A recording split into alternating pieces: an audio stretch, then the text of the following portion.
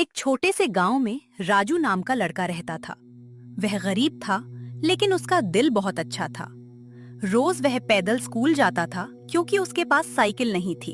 एक दिन स्कूल से लौटते समय वो जंगल के किनारे से गुजर रहा था। तभी उसकी नजर एक अजीब सी नीली साइकिल पर पड़ी। साइकिल आधी झाड़ियों में छिपी हुई थी। अरे, यह साइकिल कौन छोड़ गया? राजू को ये बात अजीब लगी, लेकिन उसने साइकिल उठाई और घर ले आया। रात को जब सब सो गए, अचानक कमरे में नीली रोशनी फैल गई। राजू, राजू डरकर उठ बैठा। कौन? डरो मत, मैं जादुई साइकिल हूँ। राजू की आंखें फटी रह गई। साइकिल भी बोलती है? साधारण साइकिल नहीं, मैं एक प्राचीन जादू की रक्षक हूँ। अगले दिन राजू ने साइकिल चलाई। जैसे ही उसने पैडल मारा, साइकिल हवा की तरह दौड़ने लगी। कुछ ही सेकंड में वो गांव के दूसरे छोर पर पहुंच गया। वाह, ये तो उड़ने से भी तेज है। धीरे धीरे गांव के लोग राजू की साइकिल की चर्चा करने लगे। उसी गांव में भैरव सिंह नाम का एक लालची जमींदार रहता था। एक दिन उसने राजू को तेज रफ्तार से जाते हुए देख लिया। इस लड़के की साइकिल में जरूर कोई राज है।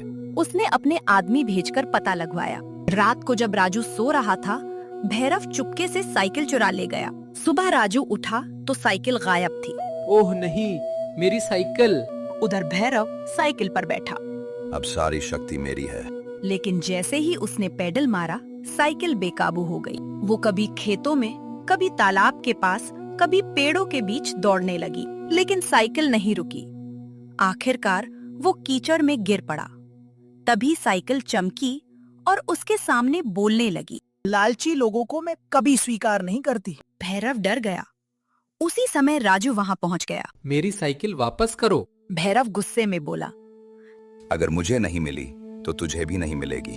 उसने जेब से एक पुराना काला पत्थर निकाला, जिसे वो हमेशा अपने पास रखता था। जैसे ही उसने पत्थर उठाया, आसमान में काले बादल छा गए और तेज हवाएं चलने लगी। साइकिल की रोशनी कमजोर होने लगी। राजू, ये पत्थर मेरी शक्ति छीन सकता है। भैरव हंसने लगा। अब मैं पूरे गांव का मालिक बनूंगा। राजू डर गया, लेकिन उसने हिम्मत नहीं हारी। मैं तुम्हें गांव को नुकसान नहीं पहुंचाने दूंगा। वो साइकिल पर बैठ गया। साइकिल की रोशनी और पत्थर की चमक आमने सामने आ गई। चारों तरफ तेज प्रकाश फैल गया। राजू, सिर्फ सच्चे दिल वाला इंसान ही इस अंधेरे को रोक सकता है। राजू ने हिम्मत जुटाई और तेजी से पेडल मारने लगा। साइकिल पहले से ज्यादा चमकने लगी। अचानक पत्थर उसके हाथ से छूटकर जमीन पर गिर गया। उसकी चमक हमेशा के लिए खत्म हो गई। काले बादल गायब हो गए। भैरव जमीन पर गिर पड़ा। उसकी सारी बुरी ताकत खत्म हो गई। गांव वाले खुशी से चिल्लाने लगे, लेकिन तभी साइकिल की रोशनी धीरे धीरे कम होने लगी। क्या हुआ? मेरा काम पूरा हो चुका है। नहीं, तुम मुझे छोड़कर नहीं जा सकती। हर जादू की एक सीमा होती है। राजू उदास हो गया। याद रखना, असली शक्ति मेरे अंदर नहीं, तुम्हारे अंदर है। अगले ही पल साइकिल की रोशनी धीरे धीरे गायब होने लगी। राजू घबराकर उसकी ओर बढ़ा। नहीं, मुझे छोड़कर मत जाओ।